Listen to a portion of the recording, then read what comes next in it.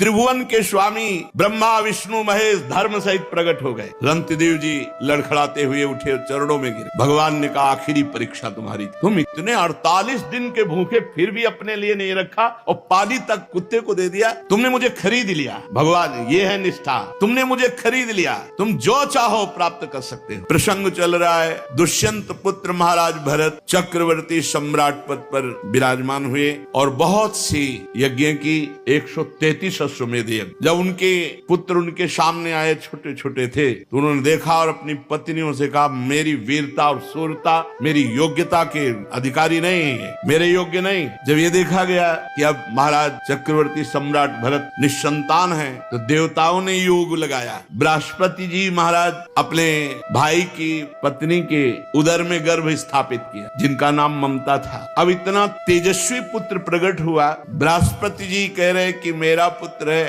और तथ्य जी कह रहे मेरा पुत्र है। तो माँ ही निर्णय कर सकती किसका पुत्र है। तो ममता जी से पूछा गया संकोच मत करो, बताओ किसका पुत्र है। उन्होंने बताया बृहस्पति भगवान। दोनों छोड़ के चले गए। मरुद गणों ने उनका पोषण किया। उनका नाम हुआ भरद्वाज, महान तपोनिधि परम पवित्र। भरद्वाज जी के मन्यु और मन्यु के 5 पुत्र हुए, बृहच्छत्र, जय, महावीर, नर और गर्ग। नर का पुत्र संस्कृति, संस्कृति के 2 पुत्र हुए, गुरु और रंतिदेव। परम पवित्र त्रिभुवन को पावन करने की सामर्थ्य रखने वाले महाराज रंतिदेव। रंतिदेव जी निरंतर भगवान में स्थित रहते और कोई भी आ जाए कुछ भी मांग ले, जो है उनके पास सब कुछ दे देते थे। निरंतर भगवान में भजन, कोई उद्योग ना करना और मांगने वालों को कभी विमुख न जाने देना। धीरे धीरे चक्रवर्ती सम्राट का वैभव क्षीण होता गया। ऐसी स्थिति आ गई कि खाने को नहीं रह गया। उद्योग रहित, निरंतर भजन में स्थित और जो आ जाए मांगे सो दे दे। महाराज रंतिदेव बहुत बड़े दानियों में सर्वश्रेष्ठ, भगवत भक्तों में महान। यहाँ तक कि कई कई दिन भोजन मिलना दुश्वार हो गया। चक्रवर्ती सम्राट रंतिदेव जी पूरा कुटुंब 48 दिन तक बिना भोजन के जीवित रहा। मांगना है नहीं, क्योंकि स्वयं राजा था। मांगने वाला है, वापस जाना नहीं। स्थिति आ गई, उद्योग कुछ करना नहीं, निरंतर भजन में डूबना।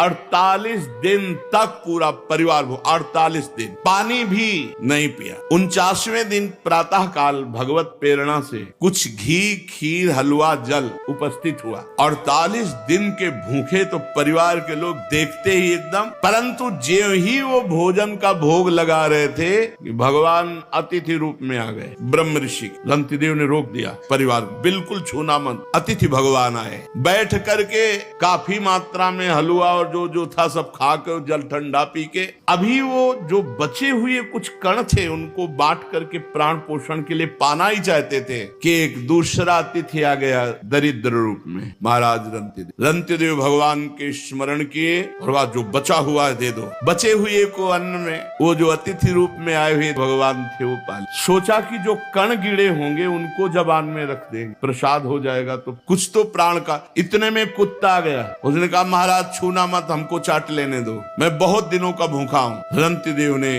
वो भी। इसके बाद भगवान का स्मरण किया और जो जल बचा था परिवार को जल दिया पीने को, खुद जल भी नहीं पिया। जल ही पीने के लिए आए, बांट करके तैयार हुए थे परिवार के जन की चांडाल आ गया, महाराज मैं बहुत प्यासा हूँ, पी ली। रंतिदेव जी ने जब जल पिलाया और वो चला गया, तो आंसुओं से पुलकित होकर भगवान से कहा ना कामये हम गतिमीश्वरात परामष्ट सिद्धिर्युक्ताम पुनर्भवम वा आरतिम प्रपद्ये खिल देह भाजा मंता स्थितो ये न भवन्ति दुखा।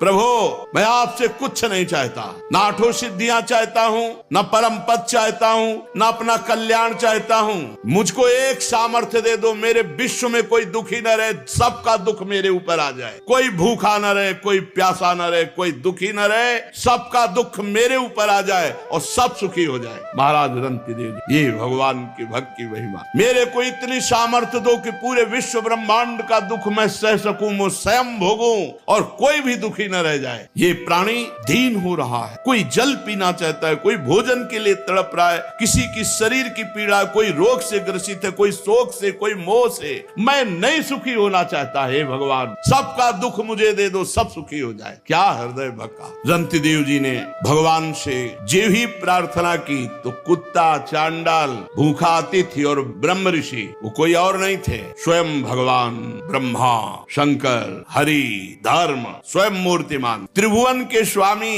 ब्रह्मा विष्णु महेश धर्म सहित प्रकट हो गए। रंतिदेव जी लड़खड़ाते हुए उठे, चरणों में गिरे। भगवान ने कहा आखिरी परीक्षा तुम्हारी थी। तुम इतने 48 दिन के भूखे फिर भी अपने लिए नहीं रखा और पानी तक कुत्ते को दे दिया। तुमने मुझे खरीद लिया भगवान, ये है निष्ठा। तुमने मुझे खरीद लिया, तुम जो चाहो प्राप्त कर सकते हो। उन्होंने कहा प्रभु आप देना भी क्या चाहोगे? त्रिगुणमयी माया, उसका प्रभाव तो आपकी कृपा से हम जान ही चुके हैं कि मिथ्या है, मुझे नहीं चाहिए। भगवान ने कहा तुम्हारे रिश्ते नाते जितने भी परिकर के हैं सबको मैं परम धाम देता हूं। संबंधी, रिश्ते, नाते, परिवार जितने जो हैं सब परम धाम भगवान ने कहा परम धाम दे। भगवान के परम धाम को रंतिदेव पूरे परिकर सहित गए। ये है जीवन समर्पित कर दिया तो अनंत वैभव, अनंत आनंद, अनंत काल के लिए। फिर मन्य पुत्र गर्ग से शिनी, शिनी से गार्ग का जन्म हुआ, गार्ग से ब्राह्मण वंश चला। महावीर का पुत्र दुरतिक्षय,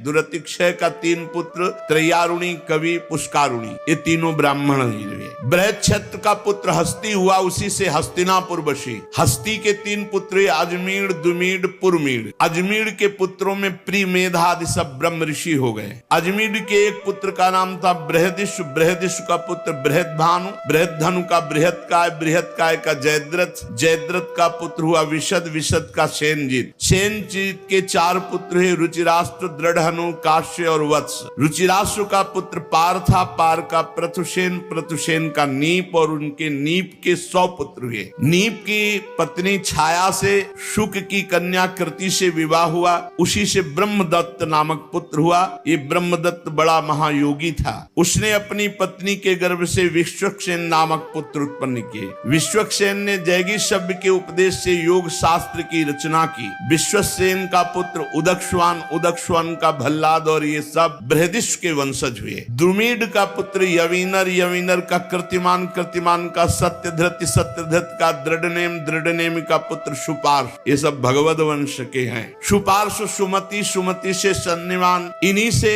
6 ऋचाएं संहिताएं प्रकट की हिरण्यनाभ योग विद्या के द्वारा। धर्म्यासु के पुत्र मुदगल से यमज संतान हुई, जिनका नाम दिवोदास और कन्या का नाम अहिल्या। अहिल्या का विवाह महर्षि गौतम ऋषि से हुआ। बहुत ही सुंदर त्रिभुवन सुंदरी अहिल्या जी थी, इसीलिए देवराज इंद्र आकर्षित हो गया था और वो गौतम ऋषि की पत्नी अहिल्या पर गंदी दृष्टि रख। देवराज इंद्र होकर, बोलो त्रिभुवन पति होकर, एक महात्मा की पत्नी अवसर ढूंढता रहा। तो प्रातः कालीन ब्रह्म मुहूर्त में गौतम ऋषि स्नान करने जाते थे, इसको यही अवसर मिला। तो ब्रह्म मुहूर्त नहीं था, उसने अपनी माया से उस समय मुर्गा बोलते वही प्रातः कालीन माना जाता था, घड़ी आदि तो थी नहीं।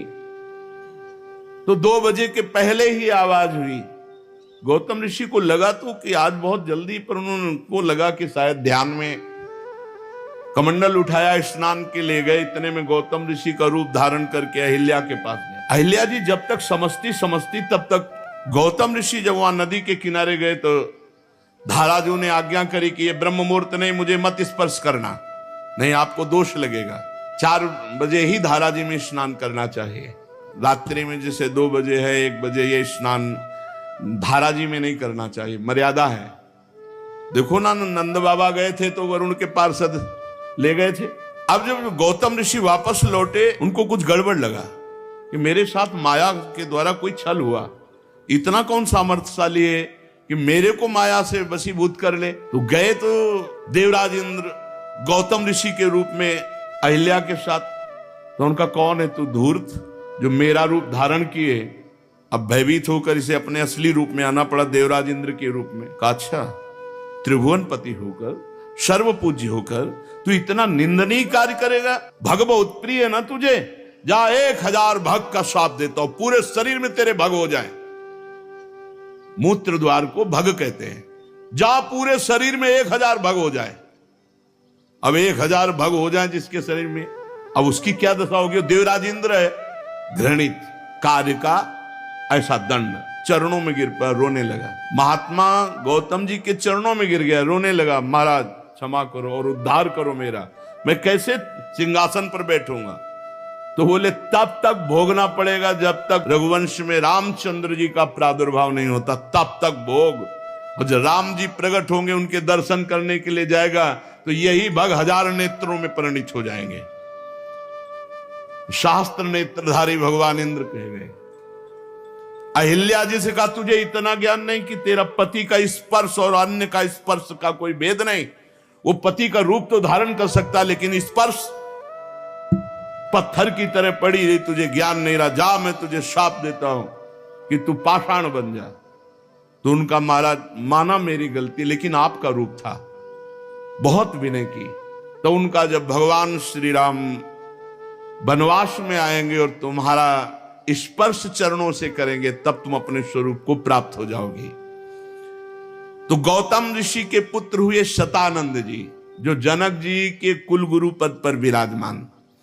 शतानंद जी का पुत्र सत्यधृति, जो धनुर्विद्या में अत्यंत निपुण। सत्यधृति के पुत्र थे शरद्वान, ये महान धनुर्विद्या शरद्वान जी। एक दिन उर्वशी जी जा रही थी और शरद्वान जी ने देखा, तो देखते ही उनका ब्रह्मचर्य नष्ट हो गया। इतनी सुंदर उर्वशी जी।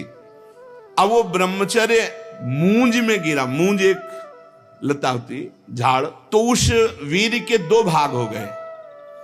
उसमें पुत्र और पुत्री का जन्म हुआ। इतना तेजस्वी महापुरुषों का होता था। मूंज से पुत्र हो गए। जो पुत्र हुए वो कृपाचार्य और जो पुत्री हुई वो कृपी। महाराज शांतनु एक दिन शिकार खेलने जा रहे थे, तो वहां रोने की आवाज आई, तो देखा तो उन दोनों को दयावश उठा लिया। जो कृपाचार्य थे वो सदैव आचार्य पद पर विराजमान रहे, और जो कन्या थी वो द्रोणाचार्य जी की पत्नी बनी। दिव्यदास का पुत्र था मित्रेय। मृत्यु के 4 पुत्र हुए, च्यवन, सुदास, सहदेव, सोमक। सोमक के 100 पुत्र हुए, इनमें सबसे बड़ा जंतु उनसे प्रशत। प्रशत के पुत्र हुए महाराज द्रुपद।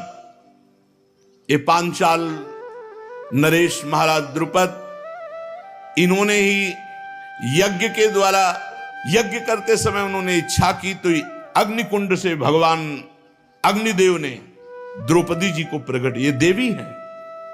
और धृष्टद्युम्न पैदा हुआ, जो कवच कुंडल सहित, अस्त्र शस्त्र सहित द्रोणाचार्य का गला काटने में समर्थ। धृष्टद्युम्न का धर्म्याश्व और नरपति, ये सब पांचाल कहलाए। अजमेर का पुत्र ऋक्ष और उसके पुत्र शंबरण। शंबरण का विवाह सूर्य की कन्या तप्ती से हुआ। उन्हीं के गर्भ से कुरुक्षेत्र के स्वामी कुरु का जन्म हुआ। कुरु के 4 पुत्र हुए, परीक्षित, सुधन्वा, जन्नु, निषधाश्व।